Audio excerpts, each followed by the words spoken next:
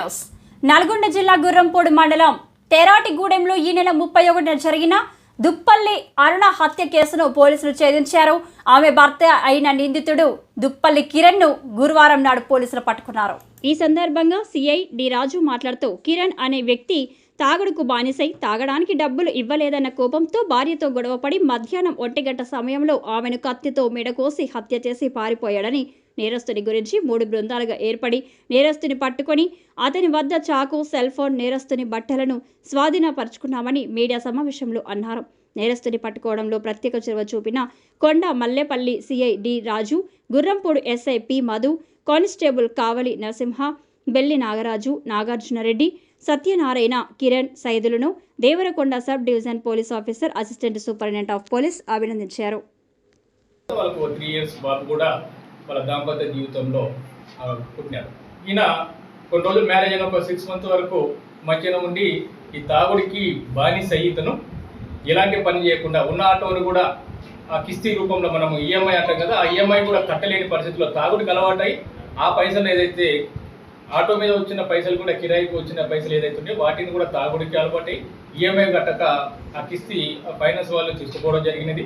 అలా భార్య అక్కడెక్కడ కూలినాలి పని చేసుకున్న క్రమంలో వచ్చిన డబ్బులు కూడా ఆమె తాగి ఆమెతో గొడవపడి మళ్ళీ డబ్బులు కావాలని ఆమెతోని గొడవపడుతూ ఉన్న క్రమంలో ఈమె చేసింది ఇక్కడ ఉంటే బాగోలేదని చెప్పి ఒక 2 ఇయర్స్ కింద తెరాటి కూడా మన బంధువులు ఇంటికైనా తెరాటి కూడా మన పోతే ఇతను యాటిట్యూడ్ చేంజ్ అయ్యి మంచిగా ఉంటాడేమని ఉద్దేశంతో వాళ్ళ బంధువులు కలిసి తెరాటిగూడెంలో ఒక ఇల్లు కిరాయి తీసుకొని అందులో కిరాణా షాప్ పెట్టుకొని ఆ అమ్మాయి నడుపుతూ ఉన్నది.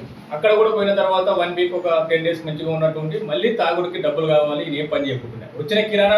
వచ్చిన డబ్బులు కూడా ఇతనికి తాగుడికి అలవాటే అదేవిధంగా బానిస అయ్యి వాళ్ళ భార్యను కొట్టడము, ఇంటిని పట్టించుకోకుండా జరుగుతున్నది. దాని క్రమంలో మొన్న 15 డేస్ బ్యాక్ కూడా సేమ్ ఇదే ఇష్యూ మీద గొడవ అయ్యి ఇతను వాళ్ళ భార్యని ఆ ఇంటిని పెట్టేసి వాళ్ళ బంధువుల ఇంటికి దేశ దిబ్బలు ఎట్లయితే తిరుగుతాడు అక్కడెక్కడ ఒక 6 రోజులు ఒక 1 వీక్ చుట్టాల ఇంటి దగ్గరకు ఉండి మన 31st రోజు మార్చి రోజు మధ్యాహ్నం సమయంలో 1 గంటల ప్రాంతంలో మళ్ళీ వాళ్ళ ఇంటికి రావడం జరిగింది. వచ్చి వాళ్ళ భార్యతోని మళ్ళీ సేమ్ ఆ డ్రంకర్ కండిషన్ వచ్చి భార్యతో మళ్ళీ గొడవ పట్టుకొని నాకు డబ్బులు ఇవ్వి, నేను తాగడానికి డబ్బులు లేవు అని చెప్పింది. నేను ఇప్పటి నుంచి కలిసి ఉంటానంటుంది. లేదయ్యా నువ్వు ఇప్పుడు తాగే ఉన్నావు, మళ్ళీ నీ యాటిట్యూడ్ చేంజ్ కాలేదు, మీ పెద్ద మనుషులు తీసుకురండి అప్పుడైతే నేను కలిసి ఉంటానని చెప్పిన క్రమంలో కొంచెం దూరం వరకు పోయి మళ్ళీ అక్కడ మందు దాగి మళ్ళీ రిటర్న్ పోయి వాళ్ళ భార్యతో మళ్ళీ పెనుగులాటే నాకు డబ్బులు కావాలి ఇప్పుడు తాగిక లేవని మళ్ళీ ఆ పెనుగులాటలో ఇద్దరి మధ్యలో కొంచెం గొడవ జరిగింది.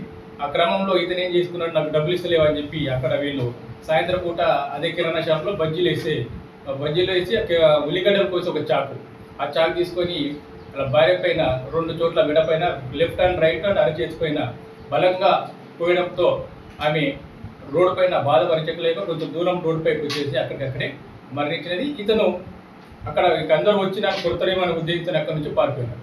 ఆ పారిపోయిన క్రమంలో మేమేం చేసినాం, ఇక మర్డర్ చేసిన తర్వాత నేను ఎస్కేప్ అయ్యాను.